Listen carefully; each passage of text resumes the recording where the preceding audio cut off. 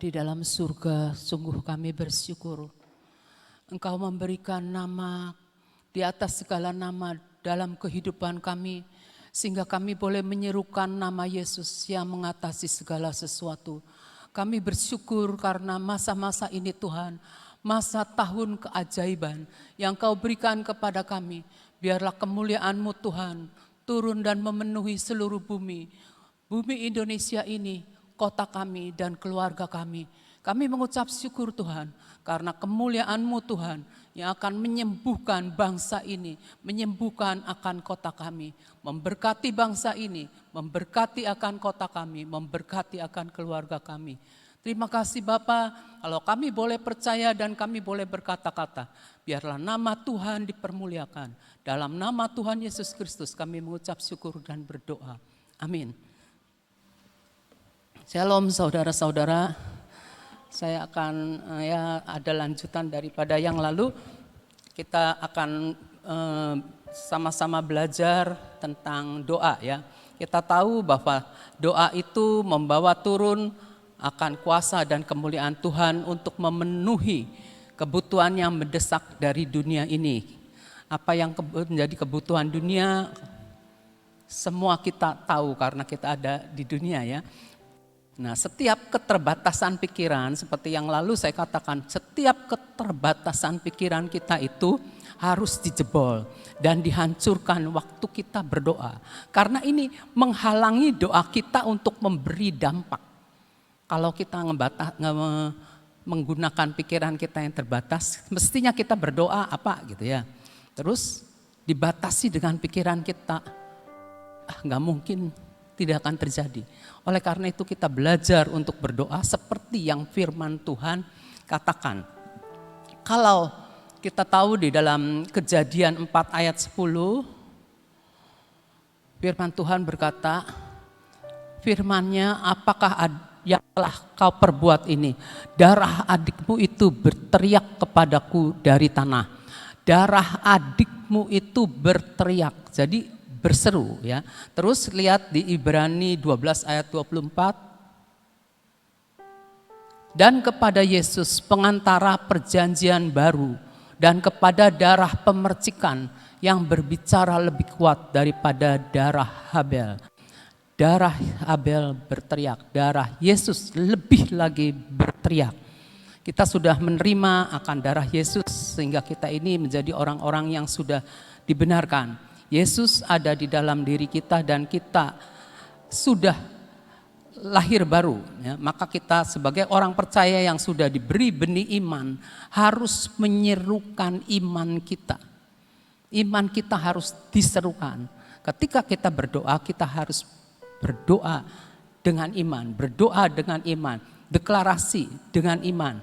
Nah, kita juga harus mengekspresikan iman kita ketika berdoa, ketika deklarasi. Dan kita tahu doa yang bersuara adalah suara iman. Ketika kita doa bersuara, doa yang benar itu menyuarakan iman kita yang dari dalam. Dari dalam hati orang percaya mengalir aliran air hidup. Nah, dari dalam hati kita, karena kita percaya, maka kita berkata-kata, maka kita berdoa. Dan doa itu adalah suara iman kita. Ya. Nah, kita manusia roh. Saya sedang belajar, terus belajar ya. Bagaimana caranya untuk menjaga stamina rohani? Bagaimana caranya Tuhan supaya saya ini istilahnya enggak naik turun, sedikitnya gitu ya, stabil gitu ya. Karena kemarin siang itu tiba-tiba saya tuh merasakan di dalam hati saya tuh enggak enak. Apa ya ini ya, bukan enggak damai sejahtera, tapi enggak tahu apa gitu, pokoknya tiba-tiba enggak enak. Lalu saya itu minta ampun seperti biasa, minta ampun terlebih dahulu ya, karena sebelumnya saya terima curhatan dari WA tentang suami istri ya. Nah, ada yang telepon, terusnya saya beresin pesanan, jadi enggak kurang-kurang gitu ya. Lalu saya doa, Tuhan, saya juga minta perlindungan Tuhan. Lalu saya belajar, seperti biasa nggak bisa melakukan apa-apa, maka saya belajar mengatasi semuanya itu dengan berbahasa roh.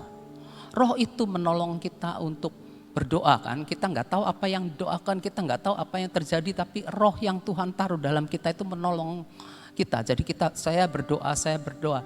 Karena saya itu tidak sedang fokus pada masalah, tidak sedang fokus pada kebutuhan yang mendesak, enggak gitu ya. Terus saya ingat, oh ada musuh yang berusaha mengacaukan pikiran. Sehingga hidup kita nih mulai takut, mulai curiga, mulai gelisah. Biasanya kalau saya itu dapatnya mimpi.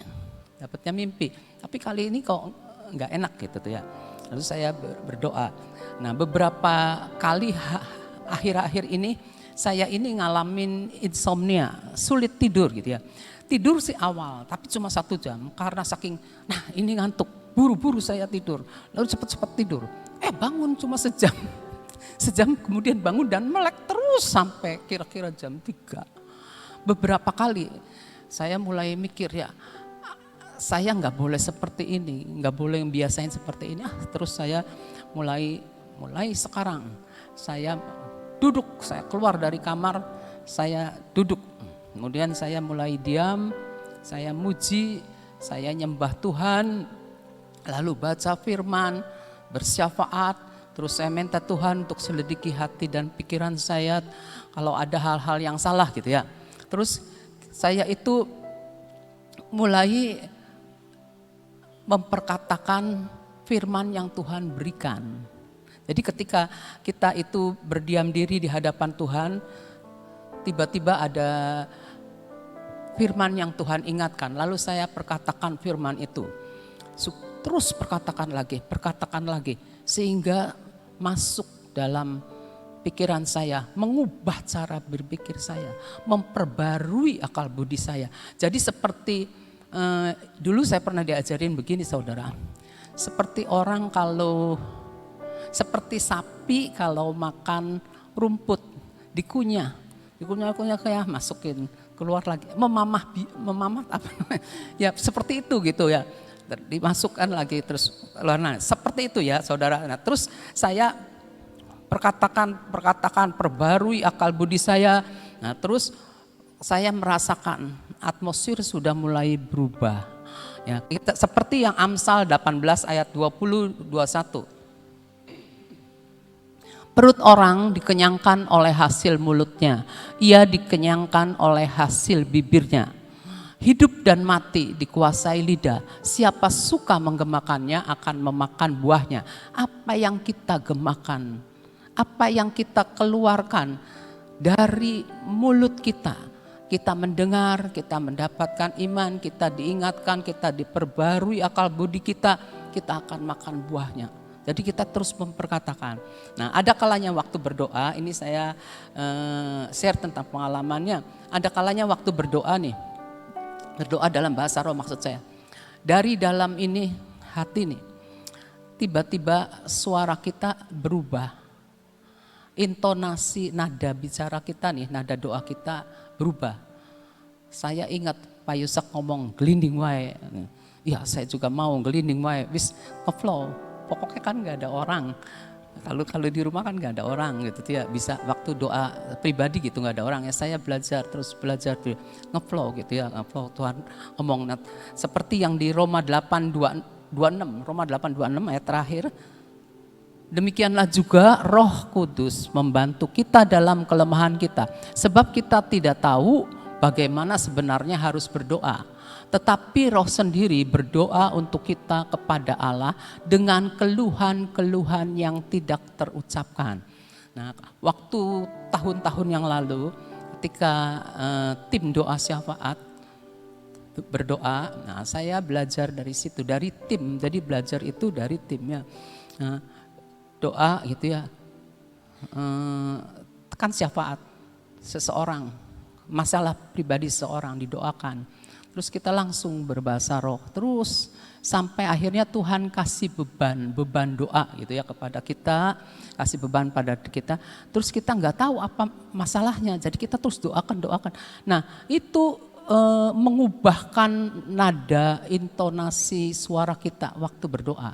Apakah itu kesedihan, apakah itu kekesalan, Apakah itu putus asa? Nah, jadi di situ tuh kita jangan takut untuk ngeflow saja dengan Tuhan gitu ya. Entah mau nangis, entah berteriak, entah apa gitu ya. Alirkan aja. Enggak apa-apa karena firman Tuhan mengatakan dengan keluhan-keluhan yang tidak terucapkan. Jadi kita jangan ngebatasi, aduh ini nih perasaan saya aja gitu. Jangan, kita belajar untuk melepaskan semua karena kita nih syafaat.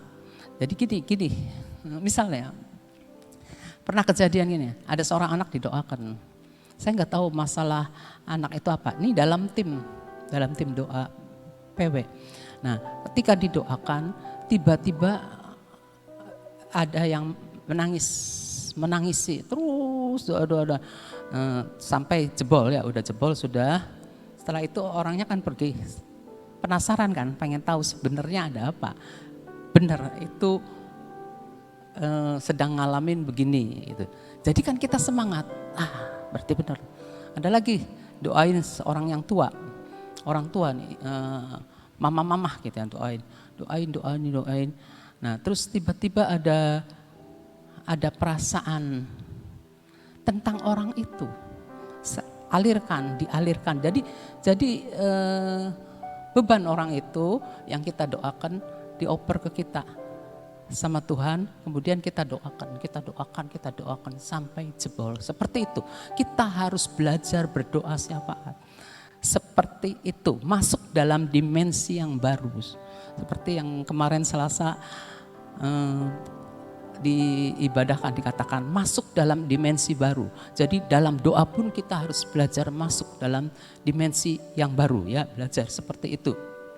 Nah, kita tahu juga ketika kita sedang berdoa dalam bahasa roh, kita itu sedang mendeteksi adanya serangan dari si jahat, dari musuh kita ya.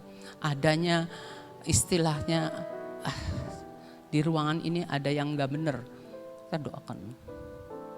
Berasa saudara, kalau kita mau belajar, nanti Tuhan kasih dalam satu pertemuan nih, ketika kita hadir, aduh rasanya gak enak nih. Kita langsung koreksi diri kita dulu terlebih dahulu sebelum nuding sana sini. Tapi kita alirkan, gak enak, begitu gak enak langsung berbahasa roh. Langsung berbahasa roh, terus bahasa roh. Siapa tahu di antara mereka yang hadir ada yang sedang mengalami sesuatu gitu ya, ada yang sedang mengalami sesuatu. Atau ada juga roh jahat yang lagi sedang mengintai kita ya, sedang mengintai akan supaya rencana daripada orang yang kita doakan ngalami yang gak enak gitu. Terus ada juga tentang gini, roh jahat yang sedang ingin menggagalkan sesuatu. Jadi kita ngalir aja, masuk dalam peperangan rohani. Kita tahu ada yang menyerang kita baik melalui orang lain ataupun melalui situasi. Kalau melalui situasi sebenarnya banyak orang ngalamin. Asal kita tahu begitu kita nggak enak, kita masuk rumah kita sendiri gitu ya, misalnya masuk rumah kita sendiri begitu nggak enak, berarti ada radar jalan, kita langsung doa bahasa roh. Nggak ngerti apa, nggak usah ngakimin si A, ini pasti si B, nggak usah. Berbahasa roh, langsung berbahasa roh, doa aja. Nanti Tuhan yang lakukan. Nah, kita tadi yang namanya dioper itu kayak kita menerima beban syafaat ya. Itu. Nah, terus kalau kita lihat lagi seperti misalnya gini ya. Ketika kita di dalam doa, yang saya alami yang pagi itu dalam doa, tiba-tiba kita nih kita didorong untuk menyembah Tuhan, menyembahlah. Ketika kita didorong untuk memuji Tuhan, memujilah, mengucap syukur, memuji. Nah, di situ, tapi dalam bahasa roh ya, di sini nih kita merasakan, maksudnya kalau bukan bahasa roh juga bisa, ketika kita meninggikan Tuhan, berdoa meninggikan Tuhan, menyembah Tuhan itu artinya meninggikan Tuhan, tidak membawakan akan masalah kita. Jadi meninggikan Tuhan lebih besar dari masalah kita. Jadi bukan berarti kita doa tentang beban kita dengan suara keras itu. Bukan, maksud saya menyembah. Kalau menyembah tuh Tuhan ditinggikan ya, roh gitu ya. Nah di sini nih kita merasakan kenyataan hadirat Tuhan. Nah kenyataan hadirat Tuhan itu setelah kita rasakan di dalam pikiran dan roh, kita jangan langsung diam. Menikmati enak gitu. Belajar untuk terus bersekutu. Bersekutunya gimana? Bersekutunya itu kita berkata-kata. Kuramana sikip dengan pelahan. Berkata terus ngomong gitu. Jadi ada yang kita lakukan. Suarakan iman kita. Ekspresikan melalui kata-kata atau intonasi suara atau ekspresikan melalui tubuh kita. Jadi umpamanya dibawa untuk tersungkur ya tersungkur, untuk menyembah angkat tangan, memuji dengan apa, berdiri gitu bisa. Ada satu kejadian lucu. Dulu kan anak muda kan jarang, kita semua belajar tamborin nih. Segini tuanya belajar tamborin. Belajarlah di rumah.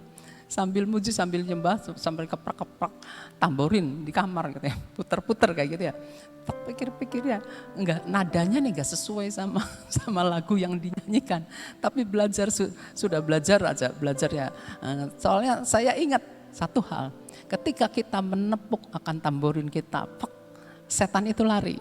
Saya ingat perkataan itu. Oh, jadi saya harus menepuk dengan iman dan dengan kuasa Tuhan. Tepuk gitu. Nah, belajar seperti itu. Jangan malu umpamanya ditertawakan. Jadi carilah ruangan di mana tidak ada yang mendengar kita. Nah, itu aja yang saya bisa sharekan. Semoga jadi berkat. Terima kasih.